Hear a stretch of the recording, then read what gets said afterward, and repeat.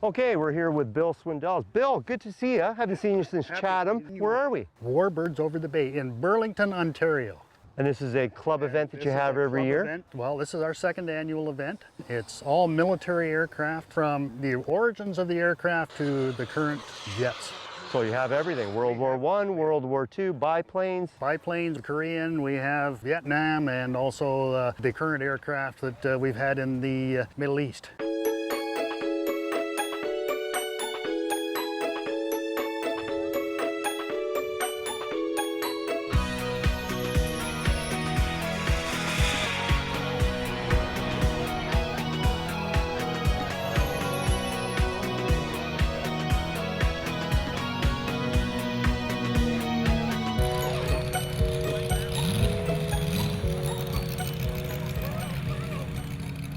Okay, I'm here with Mike Block. Mike, you have a beautiful jet here. What type of jet is this? Thank you, Nick. This is a 5th scale BAE Hawk.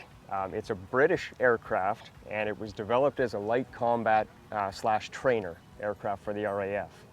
Now, was this used in Canada for any training at all? Canada has about 20 of these, and it's one of our best kept secrets. Very few people know that we do have 20 Hawks in our inventory.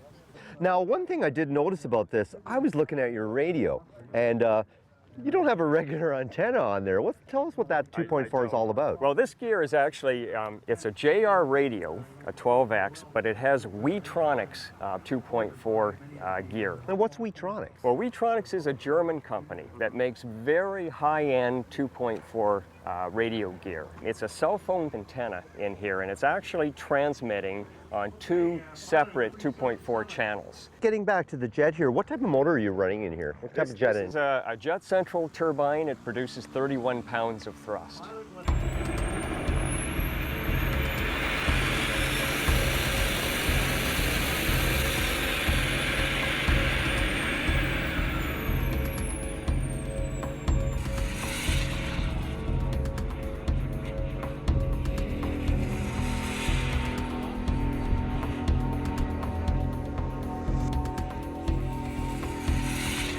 You're not going to buy a jet like this and start flying. Join a club, right? You can come out to a Burlington Flying Club. There's a lot of flying clubs. Look under MAC on the website, and in your area, you'll find different clubs, and you'll find clubs that are strictly jet clubs as well in Ontario, right, Mike? Oh, absolutely. And start out with a trainer. Get someone like Mike, maybe to buddy box you after you've been flying other planes for a while. If you just want to start off in jets, I wouldn't suggest it. Get yourself a prop plane, get a foamy, get something that you can learn a little bit about. And you know what? You'll be a great flyer one day, just like Mike here. And now it's time for the Eliminator RC Tip of the Week. Hi, I'm Ryan from Eliminator RC, and it's time for your Tech Tip of the Week.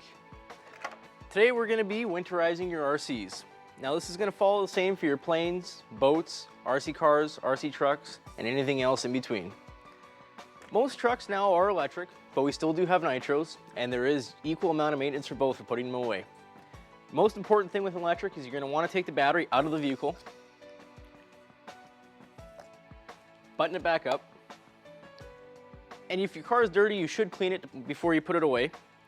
And you're going to want to keep it off the ground so the wheels do not develop flat spots. You can go down to your local hobby store, you can pick yourself up a stand to do so, and place it like that. With your batteries, it's going to be important to put a storage charge on them. LiPo's storage charge is usually a half charge. Some chargers don't have that feature. Usually what you do is you charge it up, watch the million amperage, and try to unplug it during half charge. It's very important though that you charge it up before you use it again, because if not, we've seen some problems develop with LiPos where they will not take a charge again after that. Nickel metal hydrates follow the same thing, but they require a full charge. So you charge them up and charge them before you use them again. Next, we're gonna get into the nitros. A little bit more steps with the nitro. If you have any fuel left in your tank of your airplane, car, or boat, you should suck it out.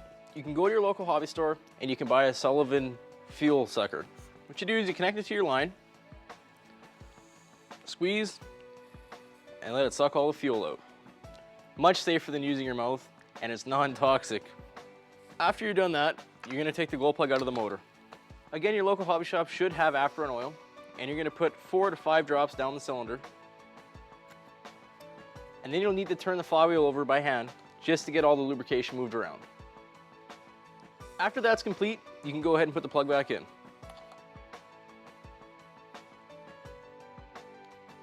The same rules follow for the battery packs if you have a rechargeable battery pack. Put a storage charge on them and take them out of the vehicle to store them. Once that's done, you can go ahead and put your body back on and put it back on the shelf. Remember, keep it elevated to keep the wheels off the ground. Very important with a boat, you make sure there's no standing water left inside. Give it a shake upside down, make sure you don't hear any swishing around. After that, you're just going to inspect all the screws, make sure they're all tight. Very important thing. Then you're going to have to pull the shaft to grease it before you put it away so it doesn't develop any rust. There's some little set screws usually in the boat. If you loosen those off with a screwdriver, usually your shaft will pull right out. Now it's very important for your planes and your helicopters that you keep them up and out of the way so nobody accidentally steps on them or no animals accidentally have their way with them. Make sure you hang your planes and put your helis on the shelf or hang them as well. That's your Eliminator RC Tech Tip of the Week. Now go have some fun.